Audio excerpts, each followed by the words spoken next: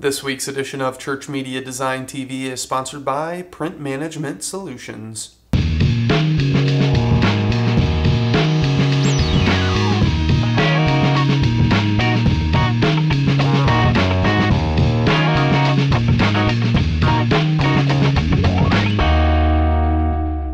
Welcome to another edition of Church Media Design TV, tips, tricks, and how-to for you, the church media designer. I'm your host, Brad Zimmerman, and every week I'm joined by my favorite bobbleheaded friends. You got it right. We got Sean and Gus from Psych, Little Whitey, Colonel Sanders, the King of the Double Down, and of course, Jesus Christ, the Son of the Lord Most High. Well, on this week's edition of Church Media Design TV, we're going to be talking to Barton about all of his amazing work. Many of you guys know his stuff. He used to work at Igniter Media, and you'll find out a lot more about that, as well as we're going to get an exclusive first look at his brand new reel, which I'm sure is going to be epic. So we'll check that out, as well as we're going to give you guys some great resources, an awesome free mini movie, and a whole lot more. So if my favorite bobbleheaded friends are ready, let's get into it. Well, I wanted to give you guys a tip of some news that's been going on. Many of you guys have heard about this in the past week or so. Clover has launched Greenhouse 2.0, and well, let's just check out some of the features.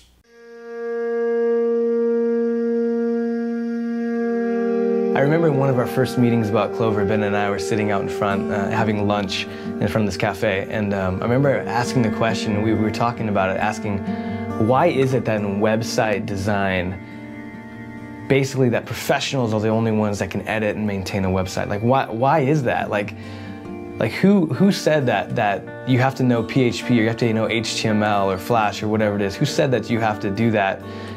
You have to know that and have the study that we actually maintain something as simple as a website. We have so many things in our lives that we have instruction manuals, 100 pages thick, or we have to call a consultant to turn on whatever it may be. It's just, it shouldn't be okay to do that. I shouldn't have to spend 2 hours on tech support with my dad to help him figure out how to open a photo and print it out. When we started the new greenhouse, when we added all these features, it was because it would actually make it easier to use for the customer. And that's pretty different than starting with the mindset of how can we add new features so that we can find a way to upcharge. The original greenhouse took about 3 months worth of programming time. It was just me doing the programming, and I did the greenhouse and the first 5 site designs and cloversites.com all at the same time. And now for this version we have a team, and it's taken us almost a year. It's actually, there's like more code in the photo editor than in this new version than there is in the entire greenhouse of the original version. Basically we've completely rebuilt everything from the ground up, and it's not just a little bit better, it's like 100% better.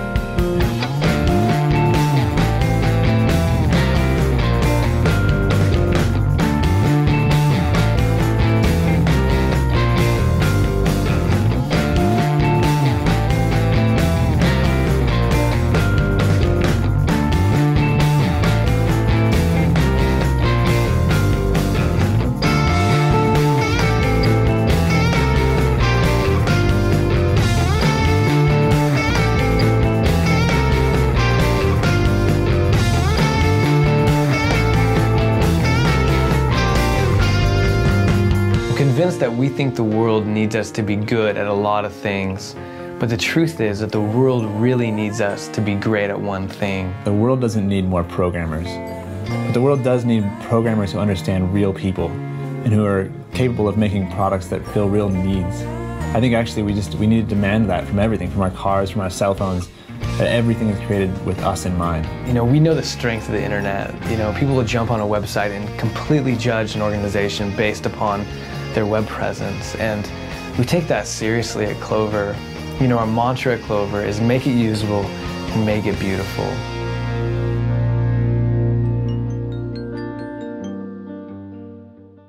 So as you can see from that video, there's a lot of new stuff going on with Clover. If you don't know what Clover is, it's websites made for churches, and it's made for non-designers or programmers. So super easy to edit. I have lots of friends who use Clover sites. Now, one interesting thing is that Clover's done entirely in Flash. Now, one cool thing they have, though, is a iPhone version of the site. So even though it's entirely in Flash, it also outputs an HTML version of the site.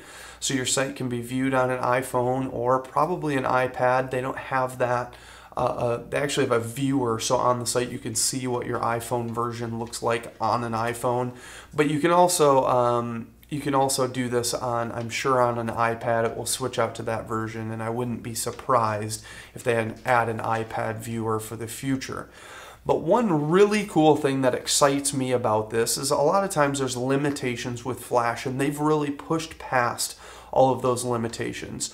They added a media player that you can do video and podcasting and all that kind of stuff and some other things, but one thing that they push past the limitations of Flash with is their new linking feature. So in that video you could see that, and on their website you can actually demo the whole thing, so we can demo everything right now.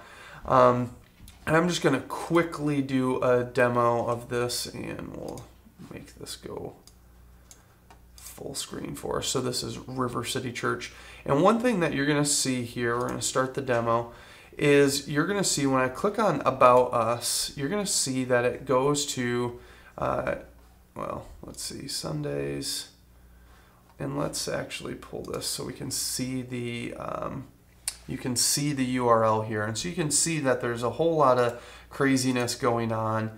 And inside here, what's actually going on is you can actually link to internal pages inside of the site. So I'm going to copy this URL, and I'm just going to go to a new page and paste that URL in, and you're going to see it's going to not go to the home page, but it's going to go right to the Around the World page. Now it also throws that Start Demo thing on there, but it's pretty cool because prior you would go to the site and you could only get to the home page and you have to navigate to all the other places. So that's one thing I'm really excited about for this new greenhouse. There's also a ton of other features, so you can demo all of those and check it all out and go through all the crazy editing and all that kind of stuff. But I just wanted to point out that one quick thing and give you guys a hint about the future of Clover. Well, let's reach into the stockpile and grab you guys some great resources. And the first resource is from Phil Cook, who wrote Branding Faith and has a lot to say and a lot of great knowledge about media in the church. He's worked in religious television and religious media for a really long time and is trying to change the way that it's done.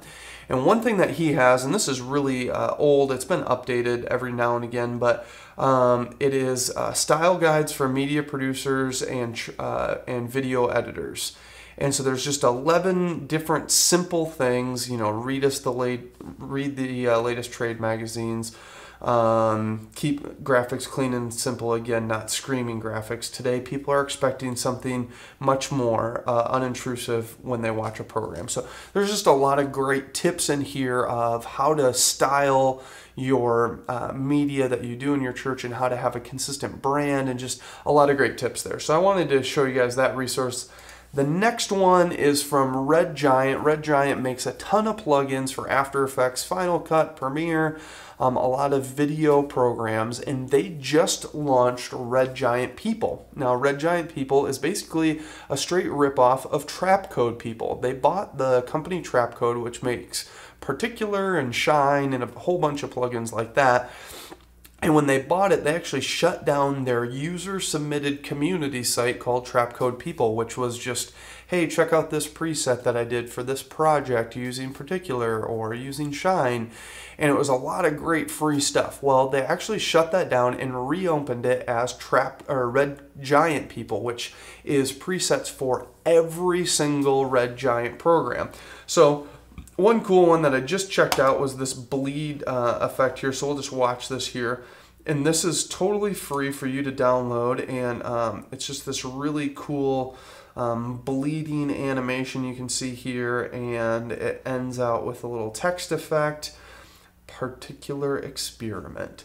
So you can download that for free. All you have to do is sign up, and I think you get signed up for a newsletter. They also have their Guru Zone, which are paid for collections of presets by top designers in the industry. So that's some cool stuff you can find out at Red Giant People. And speaking of free stuff for After Effects, the last one here is the High Poly After Effects Ellipse tool. Plus, and I think it's a plugin. Yeah, it's a plugin that you can download, and you're watching a video behind me of how it works. But basically, After Effects has this great new shape tool, but sometimes it's hard to use, and so they tried to make an easier interface to work with that shape tool, and you can create all sorts of crazy stuff like you're seeing behind me. So you can download that from High Poly, check out Red Giant People, and of course, check out Phil Cook's Style Guide for your church.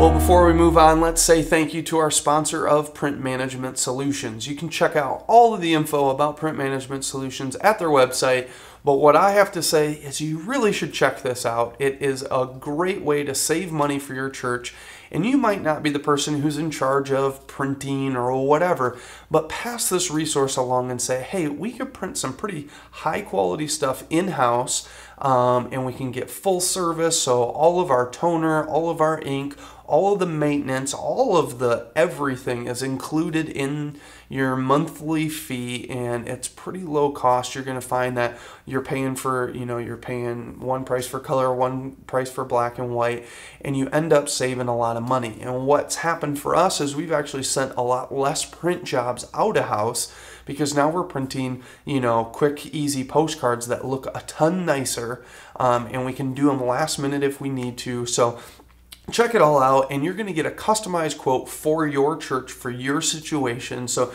you can give them a call at their phone number, 800-257-8616, or you can go to the website and click the sign up button, put in your information, and in the promo code, make sure to put Church Media Design in there, or if you give them a call, make sure to let them know that we sent you, because that helps us out a ton. So check out printmanagementsolutions.biz.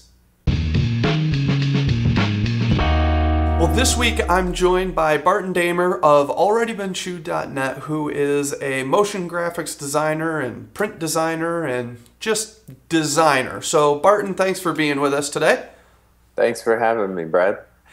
So Bart, if you want to just give everybody a clue a little bit about, what you do now and like what you've been doing. You do some pretty amazing motion graphic stuff. Where have you been, and what are you up to these days? Yep. Just quickly, I was doing large production, video work, that type thing for a church out of Washington, D.C. a few years ago. It was doing for the college ministry. Church was 12,000 or so. College ministry was about 3,000, and it was called Frontline. So I was doing that type of thing, the weekly grind, and then I started working for Igniter Media. And was doing motion design, graphic design, video work, that type thing with them, with the Echo Conference, and some illustration here and there for Collide Magazine. And that was for the last 3 years. And then about 2 months ago, I went into business for myself, basically freelancing full-time and working with ministry organizations as well as just some larger advertising agencies and taking on my own clients and things like that. So that's pretty cool. And it's cool to hear in the midst of all of that like you have this history and past with the church, that like it's kind of where you started and you like move from the local church to kind of this outside of the church, but still resourcing the church. And I know that you're still doing some stuff for church conferences and that kind of thing with your freelance work, right?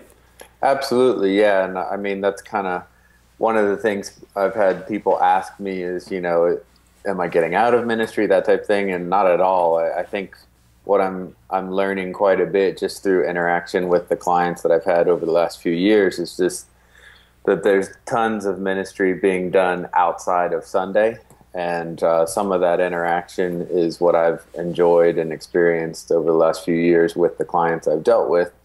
And I've had the opportunity to be able to work with some larger ministry organizations now. We can talk about that stuff later or whatever. So I really hope and pray that it'll be an opportunity to actually do more in ministry by not being directly inside of a ministry. Yeah, that's so cool. I mean, as much as we want to believe that all ministry happens inside some church building walls, It's really not the truth at all. I mean, like the people are the church, and they go out into all of their fields, and so you're kind of, you're taking your faith to organizations that have no faith a lot of times. I'm sure there's plenty of clients that you work for that, haven't found you because they watched the latest Igniter video. They found you because your work's good and you're able to be a quality guy to work with, right? Yeah, definitely. And there's just random little experiences where the client, I had this one situation where they expected me to be cussing them out because they had kind of screwed up in a situation. And, it's really cool just to get an email from them saying, wow, I can't believe the way you responded to that. And thank you, and it's stuff like that. It's just it's really cool to experience. Yeah, that's so cool to think about the fact that you're being the church in all of those situations, no matter who the client is, whether it's the Story Conference or if it's a skateboarding company or whatever it may be. So you have a new reel that's coming out, and you said that we might have the chance to take a look at some of your new work. So do you think that would be possible? Absolutely. So, well, let's check out some of the work of Barton Damer and what he's been up to.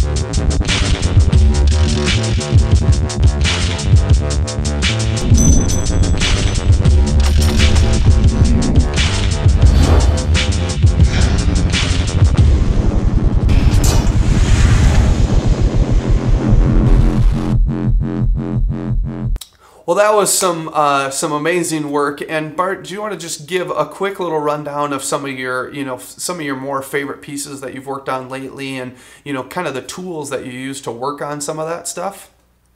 Sure. Very recently, just a week or so ago, I've been working with John Bostic and did some things for West Coast Catalyst as well as the Orange Conference. So anytime you get to do a speaker intro for Rev Run, that's pretty awesome. That is awesome. And John Bostic's done amazing work through It Looks Good for years now for Catalyst, and he does Orange Conference. I believe he does Q Conference as well, and so I was privileged to kind of work with him on some of those things. Did you have a hard time not wanting to make Rev Run's piece better than everybody else's? Because I'm sure there's a lot more creative juices when it's like, okay, how do I introduce Rev Run? And there's like all this stuff, and then it's like TD Jakes or, like some other random pastor. It just seems like there'd be a lot more for the other guy. The Rev Run will probably end up in a reel someday over some of the other names. Yes. That's awesome. So what about some of the tools that you use to accomplish some of these, some of this stuff? A lot of times we're talking about and showing how to use Photoshop and all these different tools. What are you diving in? What's your tool bag full of? Definitely the Adobe Suite. I use a lot of Illustrator. I think Illustrator is probably the most underrated and overlooked by people. So anytime I teach sessions, I actually try and get people to focus on Illustrator before they move on to Photoshop and some of these others. But I'd say Illustrator for sure is a big one, especially in being able to work with Cinema 4D. Having gone from print work into doing 3D work using Cinema 4D, Illustrator is a huge help for me. Photoshop, of course, and After Effects. After Effects I kind of use almost the way print designers use InDesign, where I will take something that I've created from Cinema 4D, something that I've created in Photoshop and or Illustrator, and then I'm essentially compositing everything in After Effects.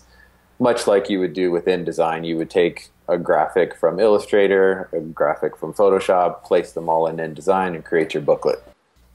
Well, we had a little interruption because the death alarm that we have right down the street from my house has just gone off. So me and Bart took a break a second, but we're going to get back into it. So Bart, we were talking about, you know, the tools that you use. And one thing that I found really interesting from your website and some of the posts that you make, and when I've heard you speak before, one of the things that you continually go back to is it's not about the tools, it's about design. And I wonder if you can just, you know, talk about that a little bit. Yeah, definitely. Yeah, I think one of the biggest mistakes is because it's so easy to get Photoshop, whether it's the LE version or a full version, you know, people just kind of assume that, well, I own Photoshop, I can get some tutorials online, so now I'm a designer. You know, and it's interesting too because I feel like the Canon 7D has now made everybody a filmer and a shooter. You know, so it's going to be so true. Eventually, people are going to be sick and tired of depth of field, and you're going to be able to spot a Canon 7D video. Yep. So, right now, it's pretty impressive, but I think a year or two from now, you're going to have to actually be a filmmaker. Well, and you wonder if it's going to take it so that, you know, everyone's going to be able to make something that looks like film. Yeah. But it'll come down to now acting and script writing, and some of those things are probably going to become of more importance because that's what's going to differentiate maybe a good-looking piece of video versus a quality film. You know, maybe it'll come down to that. Yeah, and it, you know, it kind of goes back to the design side of it too. It's like if everybody has Photoshop and access to filters and plugins, then you better make sure you've got a strong basis in design and an eye for color and that type thing so that you can be unique in what you're trying to accomplish. Yep, totally. So, you know, a lot of times, a lot of people these days are seeing you and a lot of other people talk about Cinema 4D that you're using a lot. And it's a program that I, quite frankly, really wanted to get my hands on. I actually called the guys from Cinema 4D and said, hey, do you guys make a nonprofit version? And they actually said that too many people were using the nonprofit version for profit reasons, and so they actually got rid of it and they don't have it anymore, and I was pretty disappointed in that, but it happens. So I haven't been able to get my hands on it, but you know, do you feel like motion graphics and design is moving to 3 dimensions, or do you think you can do design without 3 dimensions? You know, like, are you going to be left to the wayside if you don't know those programs? It's a tough question because I think ultimately it comes down to you being creative with what you know how to do. So, you know, there are people that are doing amazing stop motion pieces out there. And there's national ad campaigns that are using basic iPhones and stop motion and, you know, just being really creative with the tools you can get your hands on. So in that sense, no, you don't have to have, you know, software and crazy 3D render farms and all that to be effective. But at the same time, if you don't have that in your arsenal, you'll probably be a little bit limited as well. Yeah, because that's probably what clients are looking for, right? Yeah. So as far as, I mean, you've been speaking at conferences, you've worked in a church, you've been in a parachurch organization. What advice would you give to church media designers out there of, you know, like, what do you do to take the next step forward? What do you do to help your work, you know, get to that next level? What mistakes, I guess, are you seeing over and over again that you wish you could tell people, hey, you guys should try, just take this one baby step to fix and make your stuff a little better? Yeah. I think probably the biggest mistake is that as Christians and specifically as churches, we tend to look at what the other church is doing and compare our design work or our worship music or whatever to what another church is doing. So if Life Church is the example of a great sermon series opener, everybody's kind of following that standard. Whereas it's kind of like, if you're a designer, you know, the church down the street or the mega church across the country is not necessarily who you're comparing yourself to. You're looking at the industry and kind of pushing yourself, as well as learning from who's great out there in the industry. And maybe it is a church, but if it's not, I think one of the biggest problems is people aren't even looking outside of the church world for inspiration, or even to know what's good or what's not good. Yep. Because unfortunately, we're playing catch up. You know, we're not, you know, VeggieTales at one point was leading the way in that sector. They were selling more than Barney. But I mean, like, I don't know of any other industry in the church that's leading faster than a non-church industry is. And so we kind of need to pay attention to what's going on. You can't say that we're doing a better job at writing programs than Apple and Adobe. You know, we need to kind of follow their suit. Yeah. And get inspired by them, you know. Definitely. So I think that's a lot of times the issue is, you know, people will see my motion graphics reel and they'll love it, and I'm flattered by that. But it's like, okay, have you not seen PsyOp? Have you not seen Stardust or Shiloh? Or, you know, it's like, my work is nothing compared to them. You know? No, that's great. Well, one cool thing that we have decided to do, you actually got some new t-shirts for your website, and you're actually launching a new website with your new reel and all of that kind of stuff, and we wanted a way to give this away, and so we've actually talked about doing a little live show and do a little question and answer time where we together can you know, take questions from the audience and that kind of stuff. And so we're going to be doing that next week, and you'll see a date below when it's decided. I don't know what that date is right now, so you'll see it below on the screen. But we would both love for you guys to come out and you know, ask Bart some questions about, you know, programs specifically, or design theory principles, or whatever it may be. We would love to just help, you know, resource the church through this live show, right, Bart? Absolutely. Yep. So you guys can check that out. We'll be at ChurchMediaDesign.tv/live, and I'm sure it'll also be over at alreadybeenchewed.net. Bart, is there anything else that you'd like to plug, or anything else you'd like to share? Offhand, I really can't think of anything, man. No, that's all good. So I really want to encourage you guys to turn out for that live stream. You guys are going to get a chance to get some free stuff from Bart, as well as hopefully get some insights into the work that he does, and get a little bit deeper into some different subjects, and be able to have your voice into this conversation. So I'm looking forward to that. And Bart, thanks again for joining us today on ChurchMediaDesign.tv. Thanks for having me, Brad. I appreciate it. Cool. Well, if you guys want to check out his work and the new website and all of his stuff, as well as his blog, there's tons of great entries, and he's actually got some, you know, tutorials and a whole bunch of stuff, and you can check all of that out at alreadybeenchewed.net. And what's your Twitter account?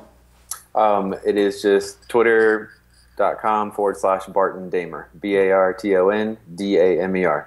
Sweet. So you can check him out on Twitter and his website. So thanks a lot, and check it all out. Well, this week's freebie is actually a video that I did way earlier this year. This was our fall launch series called United. We are kicking off a year-long look at, well, not a year-long, but a very long time look, an in-depth look at 1 Corinthians. So our first series was called United. We used a passage from United, or from 1 Corinthians that's being typed up on a computer. But I wanted to give you guys this video for free, but the other thing I want to give you is the soundtrack. I actually made this soundtrack, scored it all out. Me and another staff member wrote the whole thing. So I'll give you that without any of the background, you know, without any of the voiceover or any of that kind of stuff, as well as the video. So check this out, and you can go to the website and download it in This will just be in widescreen in MPEG-4 as well as WMV, and the audio will be uncompressed WAV file. So you can check both of those out, but check out this video for United.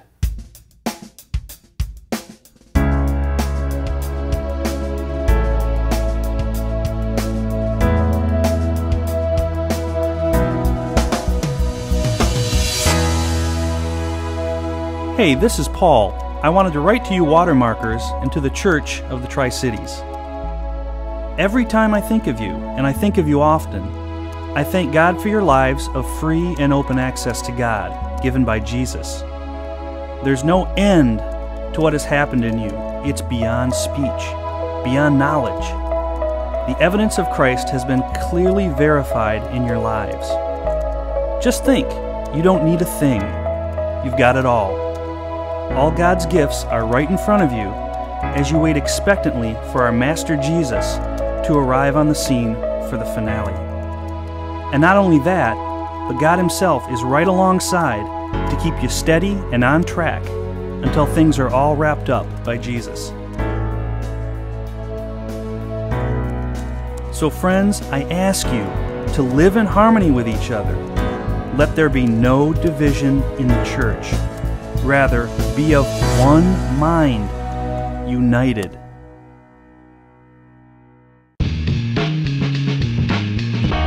So this week's inspiration is a very cool and very creative, but at the same time, slightly depressing video. They did an amazing job with this video of capturing really cool footage and creating a really cool contraption that sprays letters out of water, which is, I don't know, I'd love to see how this thing works and be able to use one myself, because it's just really cool how it works. But anyway, it all comes down to a point where they're trying to share a message, gain people's attention, and that's what we want to do with videos all the time. So I thought this would be a great video to inspire you guys to use creativity to sell a point and to bring home the point, and whether it's sharing the gospel or helping people show up for an event or making sure people know about something, we want to bring it down to this final goal. So check this video out. I think it's awesome.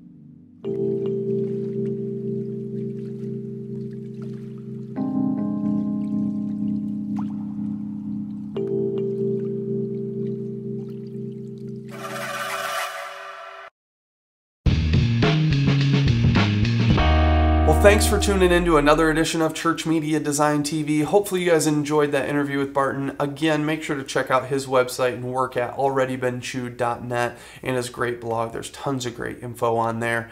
If you guys have any questions or comments or anything you want to see in the future, make sure to leave a comment on the website. Email me, brad@ChurchMediaDesign.tv.